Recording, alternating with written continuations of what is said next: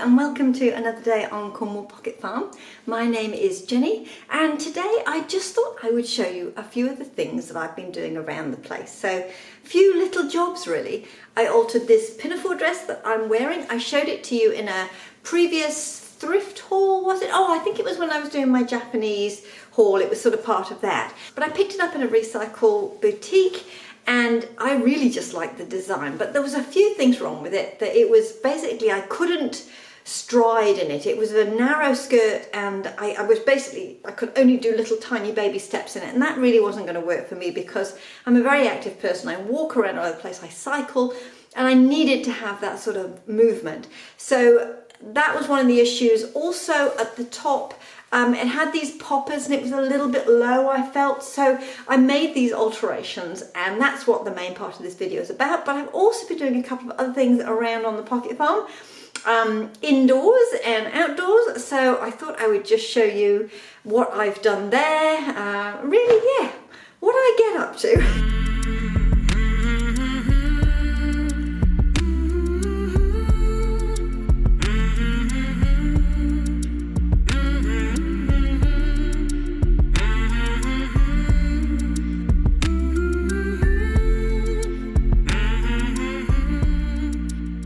I don't like these buttons.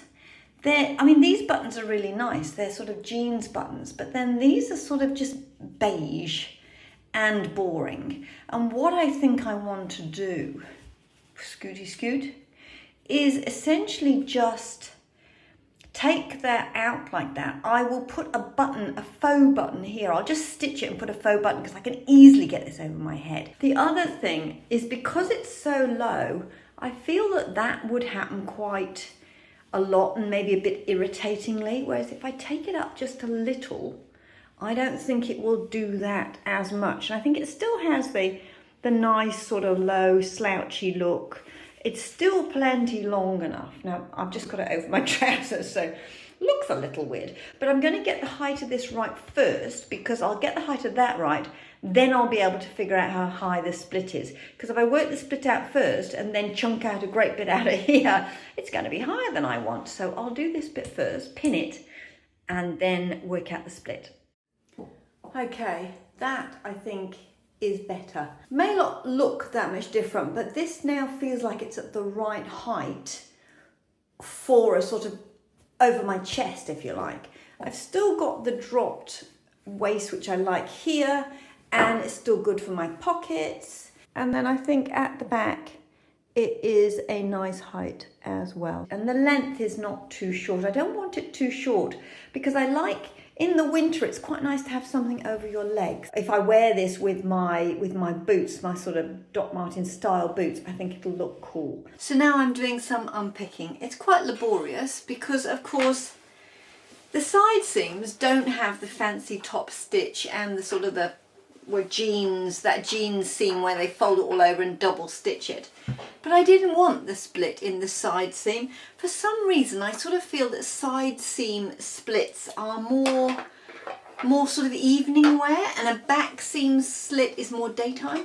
So I don't know where I got that from, but anyway, it just doesn't feel right in a side split, and I wanted a back split. So I have to basically deal with this seam rather than this seam, which would have been simple. But anyway, no, I'm doing this seam, and on top of that I decided that I wanted quite a high split because I thought it looked more stylish. So I've got a nice high split up the back, which will come sort of above my knee by about that much up the back, and it is very laborious. Yes, really tricksy. There is so much thread in here, it's unbelievable. So I have a cup of tea, kindly made by my husband, and I'm just sitting down unpicking this and letting my mind wander. I have pinned the top. So with the top I did some slight adjustments on it because what I realised was that there's a slight sort of contour on the, can you see? So on the top that comes up with these buttons, this piece sort of contours in, and there is a slight difference in shape here as well. So I don't know if you can see, it's sort of wider here and then it comes narrower. So I realised that I'd have to find a spot where these two bits were the same width, otherwise it might look a bit weird. So I've sort of jiggery pokered it a little bit. It's a little shorter than originally when I was trying it on, but I think it will work perfectly. I'm not going to do any fancy unpicking. There's sort of top stitching here and here, and I could unpick it and try and make it all integrated, but I thought no, I'm not going to. I'm literally just going to do a seam across, and you stick a button on, a false button, so, and it's just going to be what it's going to be. And of course I'm going to chop off all this extra flappy bit. So that's ready to go, but I thought, well, I'll do all the unpicking and organising and pinning first, and this is where we got into this part. Now, how I'm going to finish it, I'm not quite sure, because there is only, like this bit, the under bit here, sort of doesn't have any seam allowance on it, if you like. It'll need to flap underneath, but it doesn't have any seam allowance on it. This bit, of course, that I don't think I know how jeans work. I'm not really that au fait with them. I don't do much with jeans, but this bit down here sort of has a bit and then tucks under and meets up with this, which has just gone straight under. So I haven't really got anything to play with on the bottom piece. I can always stitch the top piece like it was, but the bottom bit I've got nothing to play with. And what I'm thinking of doing, just to make it interesting, to be honest, is I thought I might actually just do some bias binding down here. Maybe in a contrast colour, so there's like a flash of colour. And then what I could do is do bias binding on the inside of this seam. So it looks like the bias binding comes down here and then down there. And I could just do, well, just a jolly colour, really. I mean, if I did a bright colour, I could do matching buttons here. I don't know. I've got to go through my button stash, see what I think is going to work for the top here. These main buttons were really sort of metal, and they're sort of like riveted in, and they're really solid and nice looking buttons. And then these sort of press study things were just really boring and beige. I mean, obviously that was a design decision by the designer, but I'm not a fan. So I don't think I'll try and match these buttons, because I really don't have anything like this. But I think I'm getting it all unpicked.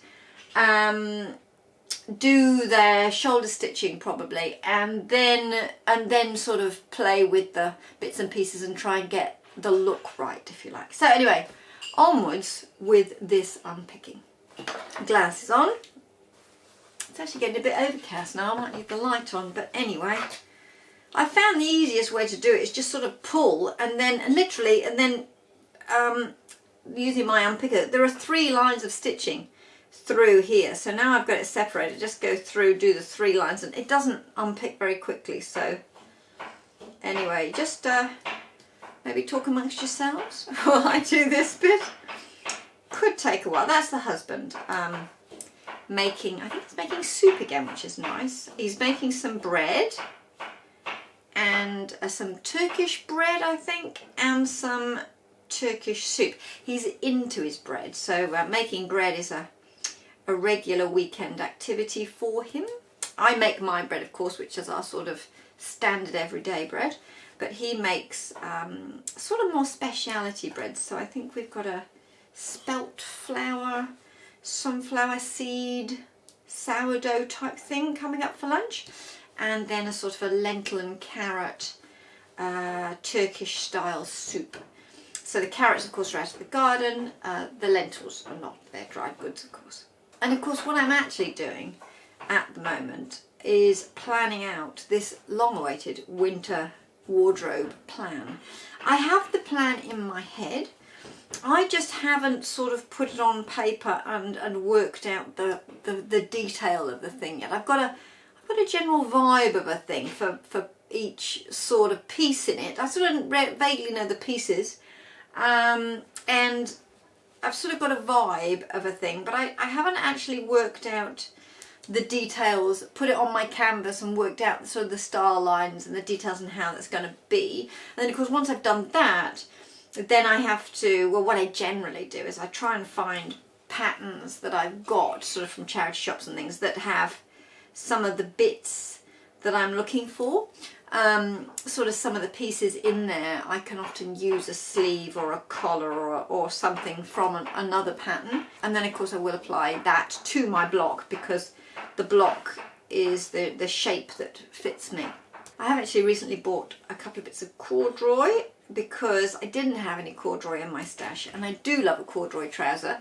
I'm wearing a pair of corduroy trousers at the moment, you probably can't see them, but I do like corduroy trousers. And as I say, in my stash, if you look through my stash audit video, you'll see that a lot of my fabrics that I have in my stash were from before, when I used to work in an office, and so they're much more office style suiting type clothing, and not that much really that is suitable for everyday sort of clothing for things that I wear doing the jobs and things that I do around on the pocket farm. So so I did buy a couple of bits of corduroy. I was also tempted and did buy some velveteen fabric, because I've got those little haori, little sort of short kimono things, and I've been wearing those in the evening, and they've been really, really, really perfect, sort of like little over jacket, sort of half dressing gown type of outfits for the evenings. Just, you know, just when it starts to get a little bit chillier, it's just perfect to put over the top. But I decided it would be nice to make some comfortable sort of with ease sort of bottoms to go with them, so that I could just sort of slip off my trousers or a skirt into sort of something that was a little bit more roomy and comfortable for sort of lounging on the couch and knitting in the evening. So when I was buying the corduroy, they did have some nice sort of velveteen, viscose velveteen. I think it was viscose. Was it viscose? No, cotton. I think it was cotton. Yeah, I can't really remember. Anyway, it was a natural fibre, but it was some velveteen. So I've got that in a really lovely green, of course, a dark green, a sort of a dark khaki green, and also a sort of a blush pink. Because if you remember those haori, they both have pink in them, and they also both have a sort of a dark colour. I mean, obviously one haori is green, and the other one has a sort of a greeny grey look about it, so a dark green also worked for that. So that's also on my make plans, probably coming to this channel soon. Anyway, I should probably get on with this and bring you back when I have it fixed. I have unpicked it all the way up to here now, and I've got out my bias tape collection. I have this stuff, which is a sort of, looks like a linen. These two came from the charity shop. Well, they all came from the charity shop, to be honest, but these are unnamed. That looks to me to be linen, and it's quite rusticy. It's sort of the right sort of colour. This is more of a sort of a silky satin type of affair. Probably not the right vibe, so I'm thinking no. So we have the obvious no's, I think, like cream. No, there's a navy. Possibly not enough, but I'll keep it as a neutral. That's just a sort of a natural. Could work. We've got white no, and oh, and here I've got boil proof. This is boil proof bias binding from British Materials. That's an old one, isn't it? I don't know if you can see the label on that. Will it focus on that? Hopefully it will. I don't know how to make these things focus, actually. They never do focus. Oh, there we go. That's a nice old label, isn't it? 2.5 yards. That green might be quite nice. Let's put that as, hang on, I've got my no pile all in different places. So those are possibles. A turquoise, but I don't think that's really right. It's more of my summer colour, so we won't put that in. We've got, there's a brown, again quite an old 2E one, very narrow, not wide enough. Looks. I've got this, which is the maroon colour that I used on my Carmen jacket. On the inside of that, that's quite a wide bias, and I'm not averse to maroon. Actually, maroon can stay. Then I have the red I used on my Catherine coat. red could work. Let's have that in there. A whole bunch of crazy stuff as well in here. Oh, hang on, I've got more here in here. So I've got, oh, hang on, I've got some black. No, that's too boring. And then this sort of pale blue. I don't think that's right, so that can go back in. And I have this. Tartan. Could we do a tartan? Maybe we could. Quite like that. I also have a Blackwatch tartan. That is really talking to me. What do we think? Blackwatch tartan? Could be a tartan. I think that might be quite exciting. This is piping, so that's in the wrong place. Well, it's not in the wrong place, it's just, yeah, it's there. Okay, so it's much later now because I got carried away and I forgot to turn the camera on. So, yes, I got all into the detail of wanting to make it beautifully done. So I'm really pleased with the way it's turned out. So, I don't know if you can see in this light, hopefully you can, but I've got the Blackwatch tartan on there. And then the flap I've done sort of like orange stitching to sort of mimic the original orange stitching. And then obviously that Blackwatch tartan comes round to the other side. I've done a little sort of cross here and the angle, make it look a little bit like a fly type of thing. So that's looking smart, and you'll just see the flash of the Blackwatch if it opens. So I think that's quite smart. The bits that I took out of the front, that was getting really bulky because this is double and then trying to do that seam. So I ended up just putting another piece of bias on the back and hand stitching that in and sort of grading those seams to try and make it as flat as possible because it was really sort of bulky when I first did it. So hopefully that works. The next thing now I think is I might see if I can do something here, a button or something just to sort of cover it up. I might try it on and see if this line, I've got a problem with it, or maybe I'll just leave it as a feature. We will see. But yes, I didn't actually turn the camera on in the end for all the stitching because it was very, very fiddly. But I think we got there in the end, and I personally think that that looks pretty nice and doesn't look really like I've messed around too much with it at all. It looks like it was there originally, I think anyway. So just try those buttons out and then we'll see where we get to from there. But just a quick, well, I say just a quick job. I've been on this all afternoon and I thought it would just be like zip, zip, zip, zip, zip, but with the unpicking taking so long, trying to figure out the bulkiness there, ending up trying to use the bias binding and realising I needed to sort of mimic all the top stitching and make it look more like it was a on-purpose jeans element. It just took a little bit longer than I thought, but I'm very pleased with the result. And I might even do a reveal here because, I mean, you've seen it briefly before, but maybe I'll do another one.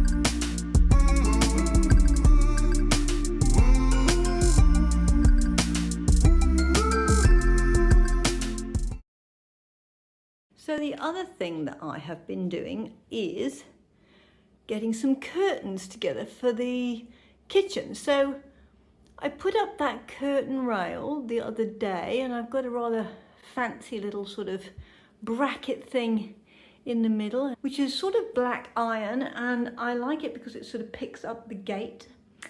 And at the moment I just have the lining up. I'm doing the lining separately because in New Zealand linings don't seem to do very well with our UV, as I learnt from my other curtains that I've just been unpicking. And as you can see, I have yet to hem them. They're not edged, they're not anywhere really, and I do need to do the fronts as well, but I just thought I might as well store them up because they are adding warmth. They are a triple weave, block out triple weave for insulation, and they are basically operating as curtains because the weather's gone a little bit chilly. And now, as you can see from the autumn colours in my grape, so I thought I'd just put the curtains up now while I am making the fronts, and then I can do all the edging and get the hands right when I have all the bits put together.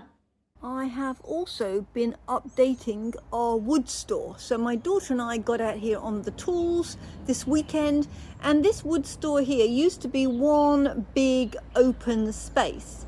And the problem was that when we put the wood in it, the dry old wood was at the bottom and the new wetter wood was at the top.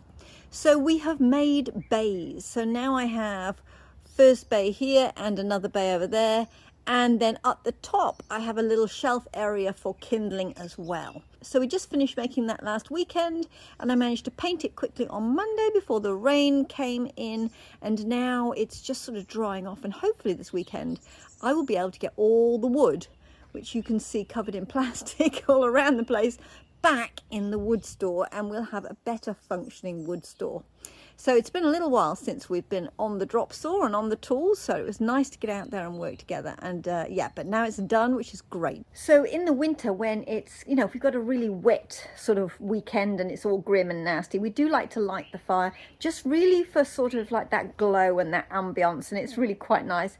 We have to be very careful how much wood we put on the fire, because our house is so well insulated that we can only put a little tiny bit on. I've got it to a fine art now, so I just put the odd little stick on and keep it going just for that sort of warmth and ambiance and that glow. It's really nice on a wet winter's day, you know, just to sit and knit in front of. So those two jobs I've been doing in the background as well, with all the other little jobs that need doing around the place.